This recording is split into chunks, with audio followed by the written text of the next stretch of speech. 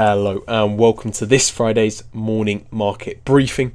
Got lots to talk about, but firstly, US inflation comes in higher than expected in September, as well as that the EU launches a new probe into X following the conflict beginning once again between Israel and Gaza.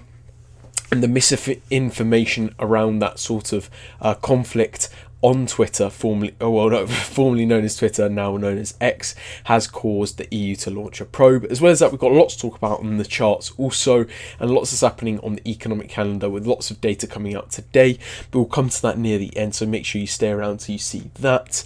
But we've got lots to talk about, so let's get straight into it. Firstly, to talk about, of course, is US inflation, which came in higher than expected in September. Before I get started about talking about this, please make sure to drop a like and possibly subscribe if you like this channel. Let's get straight into it. So the US inflation did come in higher than expected in September, and this continues the prospect that this idea that the Federal Reserve may raise interest rates further. Now, this is no surprise to us, but this kind of data does build on what we already knew. So going back to the last kind of Fed speech, the last time Fed chose whether to raise rates or not, the Fed did not raise rates. However, as we can remember, the Fed made it very clear that essentially it is likely that rates were to be raised later this year. And this came in contrast to the two other large nations or large kind of central banks, such as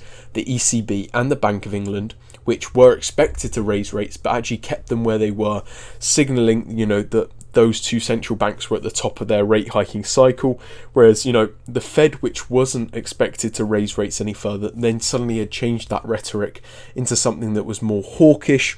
And obviously that pivot created a lot of dollar momentum, as many people began to price in the higher interest rates coming in later this year. And more recently, last week, we had NFP, which did come out showing more robust jobs data.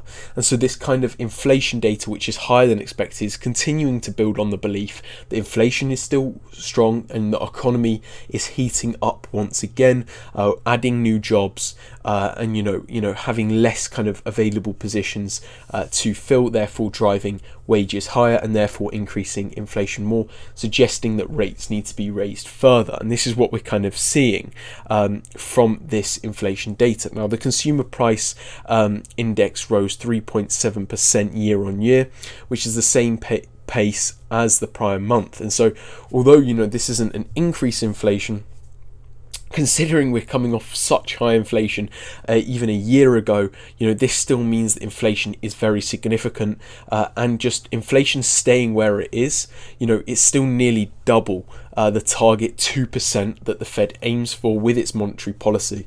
Therefore, by inflation even just sticking at that 3.7% mark, this is very significant, and requires more hawkish monetary policy. This is in contrast also to the predictions of economists, which did expect a decline in inflation. So by inflation not declining at all, this was against what was expected. Now, inflation did decelerate on a month-by-month basis from 0.6% to 0.4%, and this is largely due to the lower energy supplies, energy prices, but core inflation remains steady at 0.3%. So and that's month on month. So it really is core inflation. We've spoken about this a lot, but it really is core inflation which is the most important to always talk about. This being because it excludes volatile food and energy prices, which they can range greatly in price. Volatile asset, volatile goods.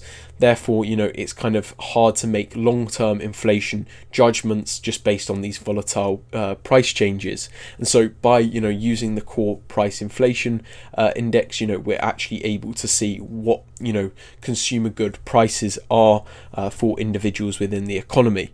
Now, according to the head of inflation at Citadel Securities, data points to an economy that is re-accelerating as opposed to an imminent recession. And this is kind of as we're coming out of this kind of period of economic stagnation, especially within the US, but around the world is still experiencing this. But the US, as we spoke about earlier on this week, is kind of the bright spot in the global economy somehow, emerging as this one economy which has managed almost to not fall into like this kind of recession territory. I know it did somewhat last year, coming into the end of last year and going into the start of this year. However, in terms of economies recovering, the manufacturing sector in the US, is performing far better than most in other nations. And this kind of, improvement is, although it might be a good thing for a politician, at the same time, this still is an issue with inflation, because if you have economic growth, generally this brings with it, the increase in prices, and therefore, if they're trying to get inflation down, then this necessarily isn't the, the greatest thing, as it shows that, kind of that high inflation figure is becoming embedded within the economy, which obviously the Fed don't want. Now, whilst many investors may have looked past the recent rebound in inflation rate due to energy prices, and that was largely because of Russia and Saudi Arabia's kind of cut on the oil supply, extending oil supply cuts till the end of the year, and that drove up energy prices as a result of pushing oil prices up. Sorry, lost my train of thought there. Yeah, no, although that pushed up, prices, Tuesday's report, with this being the inflation report, did show that essentially, inflation is stronger than expected in core areas, and that's really the important areas to talk about. As for like what might core areas be, we can just scroll down to here, and we have a really useful graph. Sorry, it's lagging. Yeah, here we are. So as you can see there, if you can see it, it's kind of, it shows that transportation services are a really key, kind of issue that is a core good, which is becoming embedded with large inflation. As well as that, we've got shelter, food away from home, services, less energy services, alcoholic beverages, and all less food and energy. And so it really is a lot of goods which are experiencing this, kind of high level of inflation, these core goods which are still experiencing strong levels of price increases, which are preventing, kind of these economies, this economy, the US economy, for having its inflation rate kind of settle and, cool off. And, this kind of continuing rise in core inflation is going to force the US Fed most likely to raise rates further. Well, not most likely, but it's pushing more and more in that direction. And one of the key core areas highlighted was housing prices, which rose 0.6% month on month. And this is a big thing for most individuals, and it's kind of a large surprise for many, considering the fact that housing prices are increasing month on month, and this is despite the high rates that are already within the economy. So you not only are finding it hard to mortgage that house, but also the prices are still going up still. So it's not like you're even getting a cheaper house than usual. Now, with the stronger than expected jobs data from last week causing those concerns of resistant inflation heightening, so that the fact that we were coming off the really positive jobs data which came in above expectation, showing the economy was doing better than expected. Now we've got this inflation data.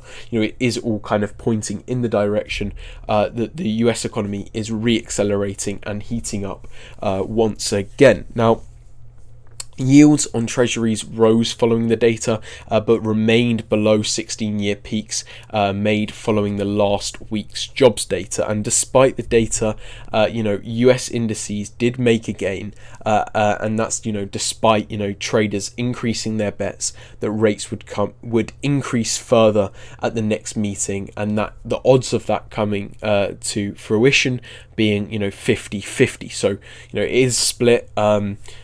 Despite the rhetoric from the Fed, but this is a large change from prior to the last Fed's meeting and prior to the most recent jobs data and this inflation data, when most people weren't expecting a rate hike at all, with higher yields likely helping tighten financial conditions without the central bank needing to lift its own interest rate again. And that's according to several Fed officials. So this could be partly in play to why, it isn't higher than 50-50 for why rates might go up, because, the higher treasury yields are forcing those that are trying to borrow money, so that the interest rate's too high for them to borrow, and as a result, they might not need to actually increase rates further. Now, with the message, overall, being that with this message stimulating the increase in stocks and treasury prices recently. As we know, kind of treasury yields did fall from their 16-year high that was it increased all the way to and it did end up falling off from that level, surprisingly, but this was largely the result of this rhetoric around that they might not actually need to raise rates further because the high yields for US treasuries are already doing that for them, and so as a result the market responded to that by buying up the treasuries, and as a result bringing the yields down as prices went up alongside demand. But that was a long talk about this one article. Next to talk about, of course, is the EU, which has opened a probe into X over Israel's and Hamas, war misinformation. Now, the EU opened an investigation into X over the way illegal content and disinformation of terrorist and violent content is spreading on its platform, and this is coming after the issue and the conflict between Israel and Gaza, and this followed Saturday's invasion of Israel by Hamas militants based within Gaza, which essentially flew over the border, attacked via air, land and sea, massacred what's now reached 1,000 civilians, and essentially took very graphic photos, videos, and posted those online, with as we know Twitter's kind of been this hub for graphic videos almost to spread freely and fast online, and as a result, following the conflict and following those photos being taken, Hamas was able, and other brigades within the Gaza militants were able to upload their photos, allowing millions to see the videos and photos online. Now this comes, as I said, following the attack by Israel, by Hamas into Israel, massacring civilians, with the EU now having a series of questions to ask X by next week. Now, this probe comes under the new Digital Services Act, and a failure to reply to the submission or submitting incomplete or misleading info could lead to penalties and fines, and these fines could amount to 5% of the company's daily turnover. So this is really significant for X, formerly known as Twitter.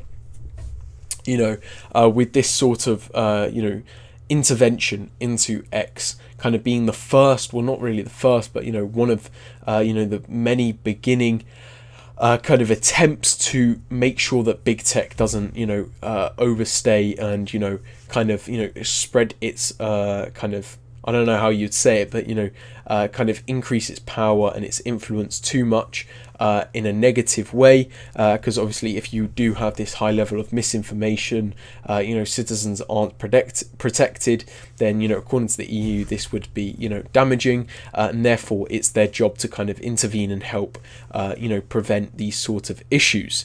Now, the EU also looks to find out, X's protocol to react to crises and deal with misinformation, requiring a reply to the Commission by the end of the month. So that should be, by the end of October. So under 20 days until the reply needs to be made. And this will be very interesting to see because, as we know, Twitter has been a hub for misinformation, disinformation, graphic videos, as I said, and so Twitter, X, and Elon Musk will really need to try and, make a significant change, or, say something meaningful in order to get the EU to kind of calm down around this. As we know, Elon Musk did kind of create some sort of scheme to crack down on misinformation, with that being community notes. You may have seen it if you use X, formerly known as Twitter, because it enables you to see misinformation. It's kind of like a fact-checking source, where it posts the source that contradicts to the message being portrayed in the post, because often many posts on Twitter do come without context, and that's a large issue for misinformation. And so community notes generally tries to provide kind of some context, or basically say that's incorrect and this is why, here's the source, and that's kind of had a positive reaction by the community on X. Now this is the first use of DSA, which was put in place to police big tech, and as we know, kind of the US officials, as well as many officials around the world, as we're seeing now with the EU, have recently been trying to crack down on big tech and police it. With Google not so long ago having its issues with the Department of Justice around its kind of reach within the internet, and possibly breaking it up and preventing it from becoming a monopoly. And posts of graphic images on the platform that did get millions of views triggered the probe, and under EU rules, X is a very large platform and so has special responsibilities in relation to monitoring content on the web. And this is kind of their push and their explanation for why it's such a big platform. It's the news source for so many people nowadays, because so many people don't even read the news through traditional forms like watch the news or read a newspaper, or even just access the news on their phone. And so having a social media website which publishes so much news with so little context is obviously quite important to the EU. And this is kind of what they're saying with the special responsibilities in order to kind of protect that, because any other media website it would kind of have those same laws. Now with the EU also warning that Musk must introduce effective mitigation measures to limit disinformation. We know kind of Musk has that more anti-establishment views against governments, and kind of the false news narrative, first perpetuated by Trump, but around this kind of idea of the big media and kind of establishment beliefs kind of inflicting their will against people. So it'd be interesting to see how he responds to this, to the probe. And Musk has already commented on the probe, saying, "Our policy is that everything is open source and transparent, an approach I know the EU supports. Please list the violations you allude to on X so that the public can see them. Merci beaucoup." So we know he's kind of got this more Joker kind of reaction to certain things, kind of doesn't take kind of these sort of actions against him too seriously, more of like a playful kind of entrepreneur businessman. So it'll be interesting to see how this plays out and how it might affect the markets as well, as this is the first use of this act by the EU, and so the likelihood that it is used on other apps is still high. So definitely look out for how this ends up playing out. But that's all for the articles, really. We spent a lot of time on that, so we'll get through the charts in some time, that's for sure, if it can open first. But yeah, first to talk about, of course, is US indices, which did drop before making gains. So as I spoke about yesterday, it had reached within this kind of area of liquidity and was consolidating, as we can see here. But it does seem, going into yesterday, it did kind of once again punch the liquidity before dropping lower. And following the inflation data today, it did make a gain, which is sort of surprising, but it is the result of kind of the rhetoric around the fact that because inflation data is printing these sort of figures, this is causing treasury yields to kind of do the work that an interest rate would usually do for the economy. Therefore it might actually be although there's high inflation, it might actually be the kind of treasury yields, which end up doing what they need to do rather than interest rates, and that's why we kind of saw a tiny bit of a gain on US indices. But it is interesting to see how they did react, especially on the Dow Jones, to this area of liquidity on the charts, which I had highlighted.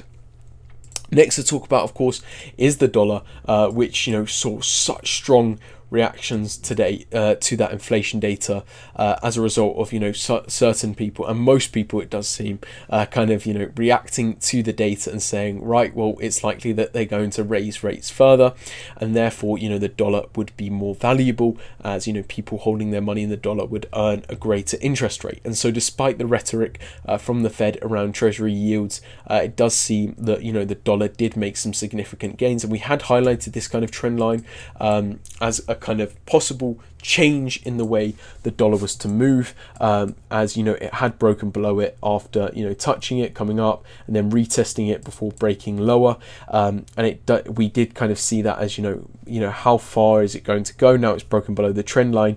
However, as a result of kind of coming into this area of liquidity on the support side, and with the inflation data coming out today, it did show a really positive reaction for the dollar as people begin to price in the idea of higher rates being implemented by the Fed. So definitely keep your eyes on the dollar. It'll be interesting to see whether it can reach those prior highs around and up around this area, as obviously that will be a strong area of sell orders where people are just trying to get out before it reaches the prior highs. But next to talk about is Euro USD. So staying on the topic of the dollar, so staying on the topic of the dollar, but following reaching this area of liquidity, at the same time the inflation data came out, this provided enough resistance, enough sell orders in line with the inflation data to push Euro USD to the downside in line with the overall fundamental image. The rates were more likely to be raised by the end of this year, and this is all following how although Euro USD had been trending down for a long time, we had seen that kind of more bullish reaction recently from Euro USD as a result of certain sentiments around possible rate hikes, and people basically saying that the treasuries were doing the job that interest rates were needed to do, and so it wasn't necessary for rates to be raised further. But following the significant kind of inflation data that came out today, it does seem that people have once again kind of changed their image on it, and once again kind of believed that rates are most likely going to be raised by the end of this year, which has pushed the dollar to the upside and caused Euro USD to fall. So it'd be interesting to see how it now reacts to these areas of 61.8% on the Fib, as well as 78.6% on the Fibonacci. So definitely keep your eyes on Euro USD, as that'll be really interesting to watch. Next to talk about is pound yen, which is in a really interesting position as well, with pound yen reacting to this trend line that we've previously highlighted, and that trend line has been tested now twice on the underside, reacting first here where it kind of had a significant sell-off before now reacting once again most recently. So it is interesting to see how this kind of area of the trend line, this trend line is becoming very, very significant, now working on the kind of resistance side of things, whilst before it was working as a support area. So it'd be interesting certainly to see how pound yen plays out as it moves once again to these certain areas of liquidity. So definitely keep your eyes on pound yen. Keeping on the topic of the yen, as we spoke about, USD JPY had formed this bullish flag if we take this as a false breakout. Therefore, we weren't surprised when we saw USD JPY break out from this area of consolidation, break above this trend line, almost retest this area of liquidity, and then push higher. And it is now broken higher than the fib extension area. So it'd be interesting to see how far and how high it can go. Obviously, we have kind of this whole large area of liquidity, which is now reaching of prior highs for USD JPY. So it'd be definitely interesting to see how USD JPY might react to that, with a likely retracement probably incoming, where certain people will be able to once again get in on the action and ride the wave to the upside on USD JPY. So definitely keep your eyes on that. Next to talk about though is Bitcoin, which has seen certain declines coming into yesterday. Now we had spoken about how it consolidated and was starting to make a kind of fall to the downside, and now had broken below this trend line which it was holding above for some time, and now it's kind of existing within this range which it's existed in before, but it'll be interesting to see now whether it can reach this area of liquidity, which we know has been very significant in the past, as we can see here, very much so in the past. It's acted as support and resistance. So we know there'll be likely, that it'll be likely that there's a high level of liquidity, high level buy and sell orders within that area. So it'd be interesting to see how Bitcoin might react to that and stay within the range. Now it's below this trend line. And lastly, to talk about though on the charts is gold, which has declined from this area of liquidity following the inflation data today, almost reacting to the positive dollar news which came out as a result of people expecting higher interest rates by inflation being higher for the US dollar, and as a result of that, we did see a sell-off in gold. But what's interesting to see is this has kind of been the gain that gold did see following the kind of conflict in Gaza. Now, in contrast, this is the decline that we've seen from the inflation data. So this kind of gives you a bit of a shape up and a bit of an understanding to how important geopolitical events are for shaping the way that gold moves in terms of price. It does seem still quite bullish on gold as long as escalation does continue within Gaza and Israel. And this is largely why I try to speak about it when I can, despite this being about trading, about macroeconomic events. Is these levels of escalation in geopolitical spheres are so important still for the way that certain assets move, especially gold and especially oil. And so it'll be interesting to see how gold moves following the inflation data, now that rate hikes are expected even greater. However, as we're approaching, more and more days are added to the calendar in relation to the Gaza conflict, and the Russia-Ukraine crisis does continue after Russia invaded Ukraine. It'll be interesting to see where gold can go. Maybe it can go further to the upside, maybe coming from this area of liquidity that I have highlighted here, which did act as an area of resistance before and support another time. So it'd be interesting to see whether it can react to that area. So definitely keep your eyes on gold, as it has lots of kind of interesting opportunities possibly shaping up with it, and that 50% Fibonacci area kind of lining up in there. So definitely keep your eyes on gold.